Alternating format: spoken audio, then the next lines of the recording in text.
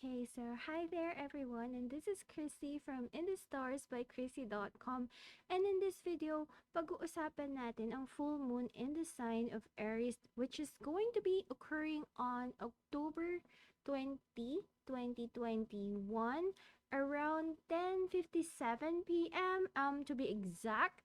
And mangyayari ito sa sign ng Aries. So, this is actually a very big deal. So, as much as possible, gusto ko maging early bird in actually letting you guys know ano ba yung pwede natin ma-expect, ano yung pwedeng mangyari um with this energy in place, because this is going to be very important, and I'm sure a lot of you guys are seeing the energy of this Aries energy na nararamdaman na natin, no? Everyone is fighting, everyone is like pointing out their own opinion on certain things. And a lot of this is really more of a build up on what is about to come and what is about to happen at the collective level on all of those kinds of things. So, very important na pag-usapan natin ito actually.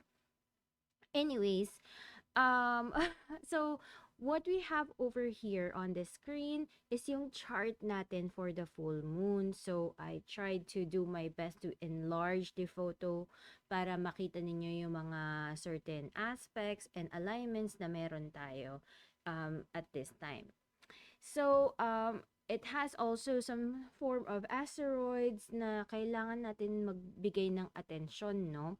But anyways, let's first talk about the basics when we're doing mundane astrology like this. I call it mundane, but it's not really a mundane kind of thing.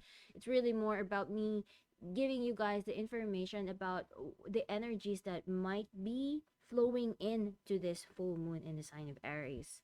So again, full moon is always about seeing the bigger picture of things, and Aries is about fight. It's about war. It's about engaging with things. It's about beginnings of some form. And Aries is really more of a situation wherein it's not really good with thinking. It acts before it thinks. And ang interesting part here is that ano siya, nasa full moon stage siya. So ibig sabihin, this is actually already the result. This is not about us starting something new, but this is going to be the conclusion kung ano yung ginawa natin before. And in case na may simulan ka during this time, then you need to be more aware of the energies that is surrounding this, because you might need to really think about certain things much more. This is not an ideal time for any form of new beginnings, to be honest. And because this is in the sign of Aries, and it's happening on the 27 degrees of the horoscope. And then itong 27 degrees na ito, no, it's actually at the point in the sky which we call vertex, and it's very much related sa hip ni Andromeda. And we all know the story of Andromeda, no, and she has been known as the chained woman. So na lock up siya and stuff like that, all of those kinds of stuff. And so ano ba yung energy nito as a whole? It's not going to be easy. This energy has a lot to do with Moon and Mars altogether. And Aries is already a Martian sign. So if idadagdag pa natin si Mars into this mix, this could be a situation of friction, of things, alam mo yun, parang heightened emotions ang mararamdaman natin. Heightened emotion siya, tapos it can actually trigger a lot of anger, a lot of, intense feelings that we have. So, ayun. And another thing that we need to keep in mind is that itong month of October, we have Pluto going direct, or it's already direct as we speak, as I make this video. And then, after a few days, Saturn will also go direct, and probably during the time of this full moon, direct na siya. And then Jupiter also is going to follow through with all of this. So isa-isa na tong mga big planets going direct. And this ang effect kasi nito is that when certain planets go direct, meron tayong makikitang mga big events in our life. Like, siguro kung meron kang mga bagay na hindi napapansin before because everything is retrograde before. So, you probably have not seen results, or, the results, it was not so easy to come by. But this time around, dahil nagda-direct na sila, we can actually see more of the situation a lot more clearer. And mas malinaw natin nakikita yung bagay-bagay. It's even easy for us to actually see certain things which can actually lead people to act in a certain way as a result, 'di ba? So may mga ganong situations tayo na pwedeng ma-experience as a whole. So we do need to be careful because Aries ito no. So parang Aries is a very visual sign. So what you see is what you get in most cases. Pero minsan 'di ba, pag meron tayong nakikita, it's not exactly what it seems to be. And we need to be careful about that. Um, may mga bagay na it's not what it seems, basically. So, um, so lalo na itong Sun and Mars in this area ng chart natin, this can actually be more of a signal wherein we become very feisty when it comes to relationships, when it comes to justice. um Ito yung usually kasi hindi to masyado, it's not usually a big deal in most cases. However, ang nangyayari kasi dito is that we are wanting to fight for what we want. We are wanting to fight for what is the right thing to do, basically. And also, let us not forget that this full moon is actually going to be very close. Pag nakikita nyo yung nasa chart natin right now, we have moon, and besides the moon is actually Aries. Aries is, every time lagi na ako nagsasabi ng mga asteroids na to. So I'm not going to repeat each and every stories that I have with that. But Aries is the goddess of discord, and Aries likes to tempt people. Nagbibigay siya ng form of temptation. Let us not forget, no, na Aries is actually the goddess that triggered the Trojan War. So, we need to be very careful. We don't want to fight with people. Tapos, alam mo yun, we are going to just be very triggered because someone tempted us. Maybe something out there feels like parang something is fancy. I mean, ano ba yung story ng Aries, 'di ba? Ito yung goddess na nag-throw ng golden apple sa mga gods and goddesses na nakalagay doon is the fairest of them all. And wants to have that because they believe na they have the right. They believe na it is something that they actually deserve, that they need to have, basically. And ang nangyari niyan is that, of course, no one, no god or even Zeus himself doesn't want to make a decision kung who is going to be the fairest of them all. I mean, sino ba may maglalakas ng loob mamili sa mga goddesses, 'di ba? So that's basically what happened in most cases. And of course, someone did make made the choice, and they did not choose any goddesses. Ang pinili nila is a mortal woman, and that actually triggered the Trojan War. So merong ganong klaseng energy over here na pwede nating ma-experience and pwede nating makita. So um, themes about women, themes about relationships and status quo will be highly emphasized. Also, let us not forget no na direct na si Pluto, 'di ba? Direct na si Pluto, we can actually see this sa 7th house ng Philippines chart because I am in the Philippines, and for sure, if you're watching this video, you're probably also in the Philippines. And then, nasa 7th house siya, which is going to talk about other people. It's not just about relationships, but there is a huge possibility na parang relationships and marriages can actually be at the forefront about on this issue as well. So, Pluto direct. Pluto likes to create destruction. It likes to create uh it likes to destroy things and then transform things. So, merong ganong energy. And then when it is squaring Aries, nag-square siya kay Aries and nag-square siya kay Mars. So, this is actually creating what we call a T-square. Uh, between among all of those kinds of things. So kaya tayo may nakikita na parang triangle diyan nas nakaturo lahat kay Pluto. So this can actually tell us na um at one point of a situation, this could be a very transformative time. This can actually change something sa buong mundo basically, or it could be something that can affect your entire life, you know. Also, this could be a situation wherein, you know, maybe you are wanting to do an overhaul of certain things, maybe uh I don't know, Pluto kasi has a lot to do with money din eh. Money and something to do with power, or something like that. So, if I am going to relate this with the Philippines, there is something about the government.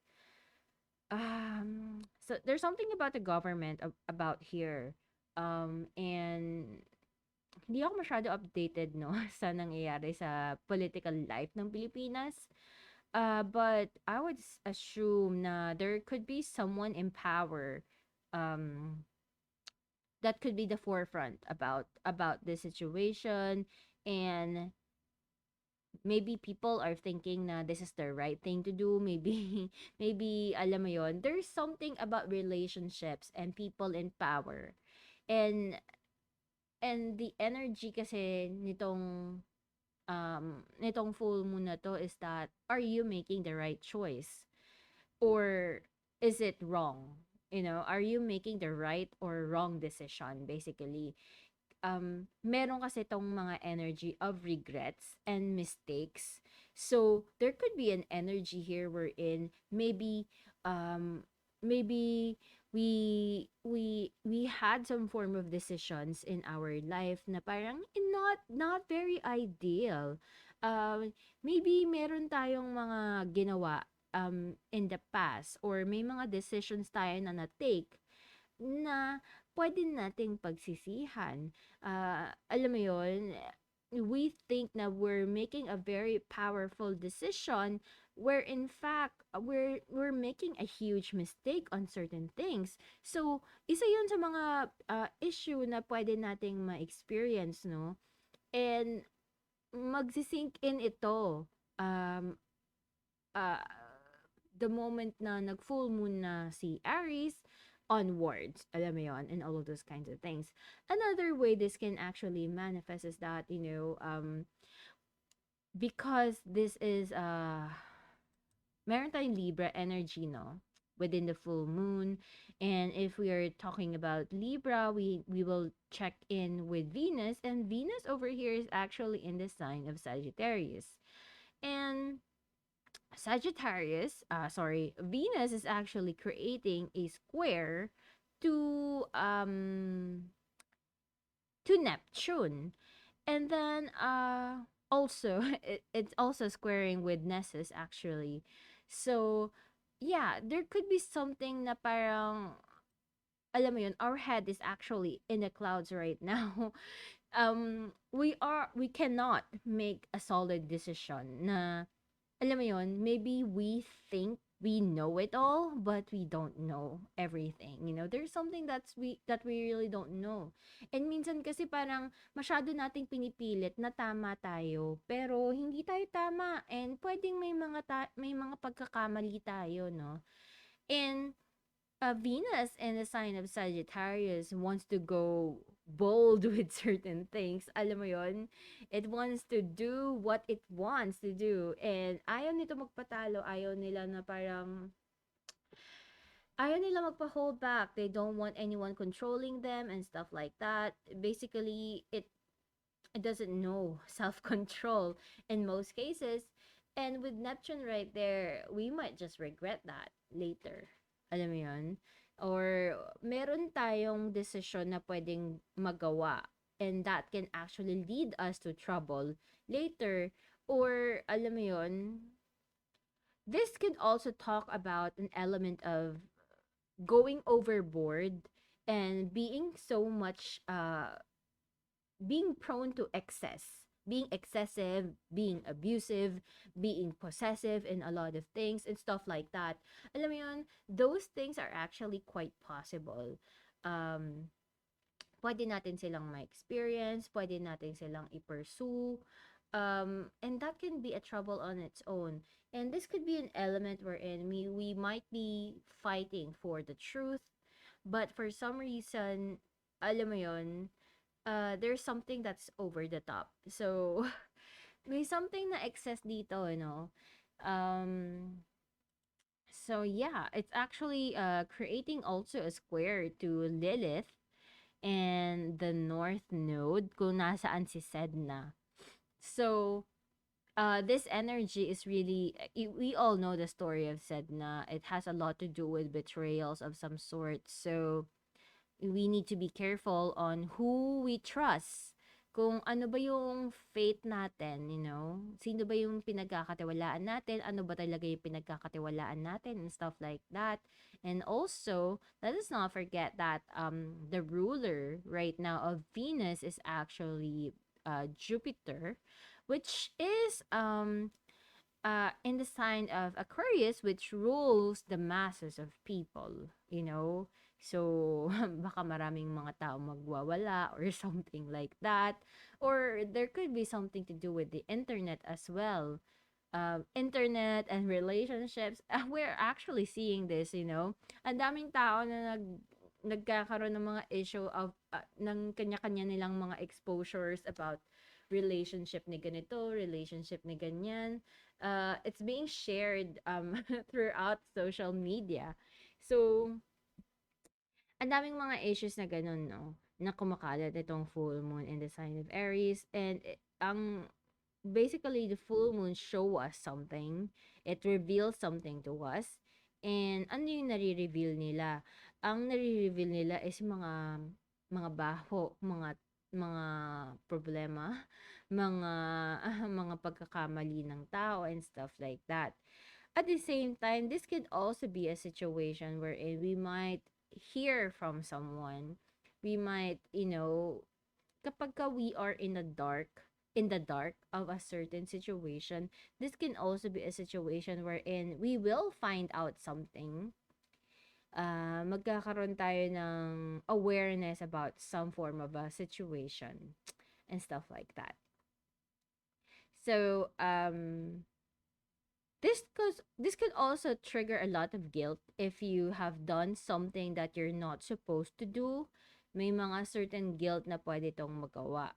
Yung maganda dito actually is that Pluto is actually creating a sextile to Neptune. So, I actually see this as a really wonderful thing despite the fact na may mga, alam mo yun, mga squares tayo na nangyayari, because there is actually a saving grace. Because if you actually did something that you're not supposed to do, there's also an element here wherein we are actually feeling, you know, there is someone who is feeling guilty.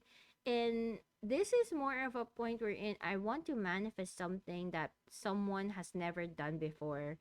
So, and for me, Neptune is actually, once it manifests in a very wonderful way, it actually beats Jupiter. even though that we all know that Jupiter is the all about fortune and stuff like that. But once Neptune manifests in a good way, tulad nitong Pluto na to, it can actually trigger something really, really good that, never been heard before. And it might just be a miracle of some kind, all of those kinds of things can actually pretty much happen.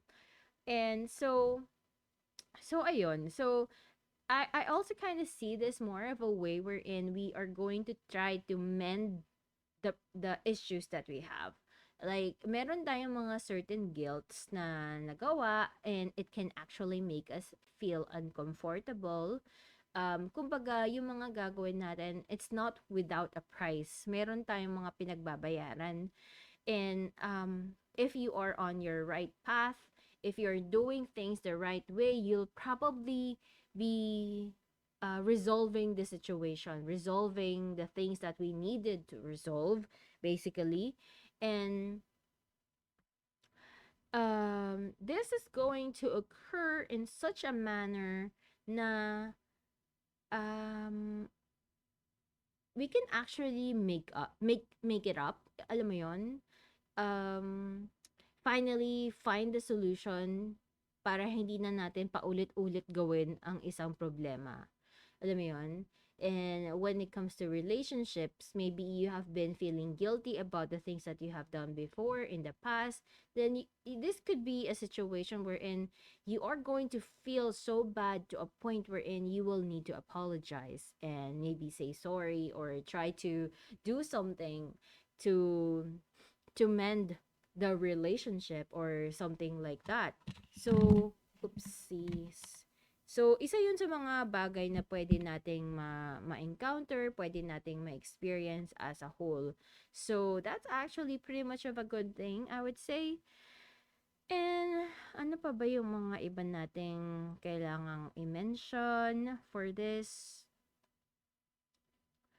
So, still, no, marami tayong mga quinkang's energy. So, that can actually manifest in a very weird manner, I would say. But, alam mo yon, sudden insights can really, really come. I would say na yung pinaka-importante talaga dito, guys, is to be more responsible with the decisions that you actually make. Because direct na yung mga planeta eh. Kasi, so, ang ibig sabihin nito is, hindi na sila natutulog, hindi na sila nakapikit ang mata.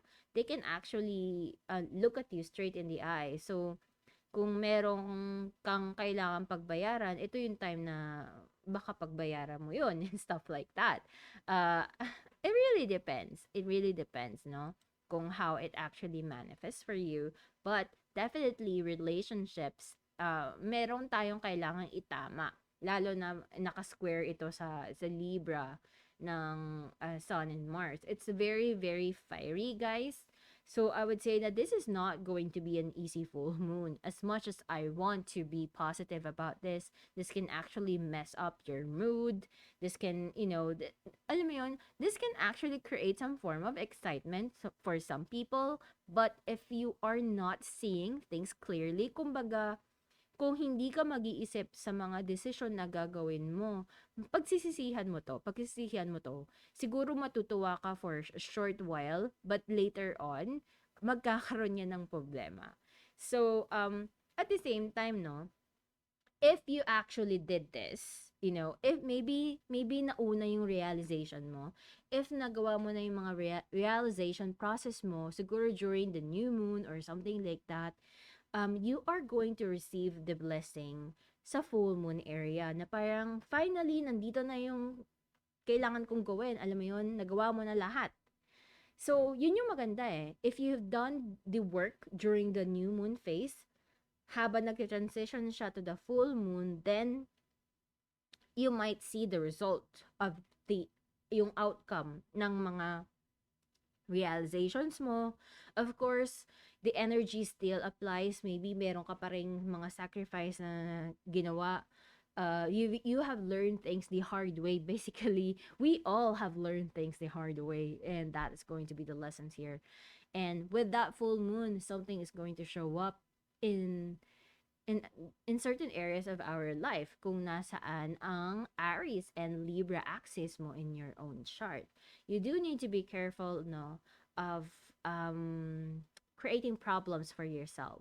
And, lalo na pagka you're being prone to impulsive situations. Now, I would say that this Libra energy, even though meron siyang energy ng Mars, this is not a situation that creates fights for no reason. This is a situation that creates only fights pagka something is unjustified, something is not right, then it will do everything to fight for a just cause. So yun yung energy ng Libra in most cases.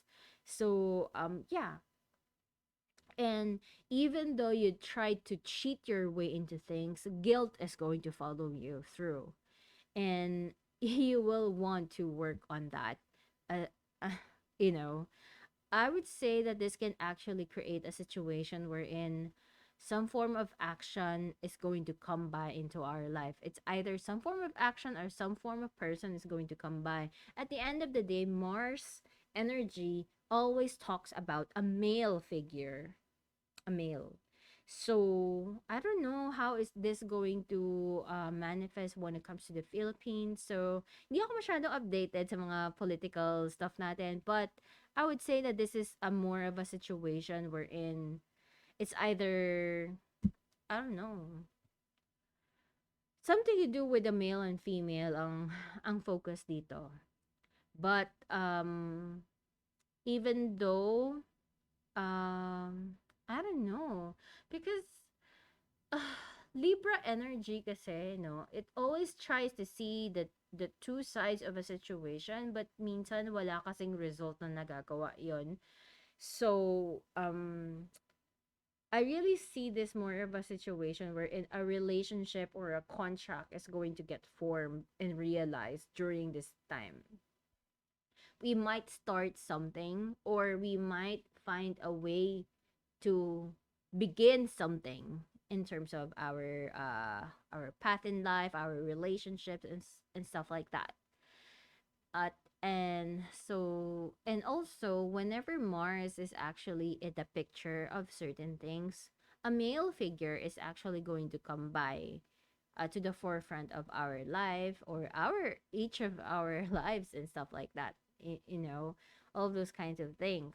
So yeah, Mars also has a lot to do with work, with a lot to do with how we deal with our own energy and stuff like that.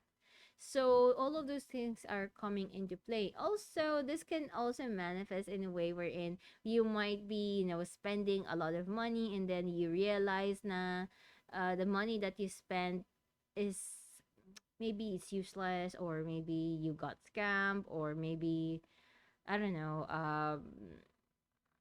it's not worth it and stuff like that. For some people though, they are going to benefit in a way na ang laki na ginastos nila, but because they did the hard work, because itong retrograde ng Mercury kasi, if you did the research and stuff like that, if it's something na binabalak mo dati pang gawin, and then ginawa mo siya nung retrograde ng Libra, most likely you are going to benefit from this energy. But if you have made an impulsive decision na ngayong retrograde mo lang siya na-decide, then this could be a situation that uh, can lead you to some form of confusion and feeling lost in the process. As much as I don't want to say that in most cases. So, yeah. So, yun. This full moon in Aries is going to be a deal breaker for a lot of people, and it's going to be a big start up as we go on and proceed with our life as a whole. So, ayun, it's going to be tough. So, para sa akin, ang reminder ko sa inyong lahat is to think first before you act. Think first before you act. And, alam mo yun, even though na parang naisip mo na may pinaglalaban ka, um, everything needs to be in balance.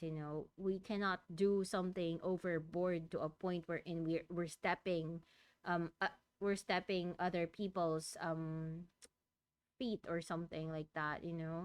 I mean, it's okay to fight for your own right. Huwag lang tayong tumapak ng ibang tao to the point na parang sobrang extreme naman. Alam mo yon, balance is the key basically. So yun yung pinaka-energy natin. So we are going to start something, no? Hindi ko alam kung ano isa-start nyo. So you will have to check on where Aries is going to be in your chart because that is going to be the biggest highlight. It's either someone is going to show up right there, or this could be a situation wherein you are going to receive something from there, or something gets transformed or come back from the dead or something like that, because it's actually squaring Pluto. Parang someone that, alam mo yun, something na meron na tayo before, pwedeng magkaroon ng transformation or meron tayong aayusin sa area na yan. So, wherever Aries is in your chart and where is Pluto is in your chart, yun yung dynamics na pwede nating mabigyan ng focus. So, yeah, yun lang guys, and good luck sa inyo this full moon in the sign of Aries. I hope everyone stay safe and stuff like that. Also, Mars also can trigger allergies or diseases or viruses and stuff like that. So, if that manifests in a weird way, please do be careful, okay? Um So, ayun, hinahinay lang and try to drink a lot of water as much as you can, if possible as well. So, ayun, again, thank you guys for watching and tuning in with me. I hope na hindi naman masyadong nega ang nasabi ko, but, yeah, forewarned is forearmed, sabi nga nila. Anyways, thank you guys for watching and tuning in with me. Also, sa mga nagtatanong, no, if I am open and doing readings, yes, you can book your readings, and I also sell my magic oils and charms on my website. You can check out all the details down below the description of this video in the starsbykrissy.com/shop or in the starsbykrissy.com/services, or you can just go to the main website and then just click on the navigation tabs over there. And yeah, if you haven't joined the Facebook group, you can, check the information down below to check the link on my Facebook group, wherein you have a community over there where we talk about astrology and spirituality and stuff like that. And you can also check me out on TikTok, wherein I also give monthly information and predictions for each and every sign. So, yun lang guys. Thank you. And I'll see you guys again next time. Bye!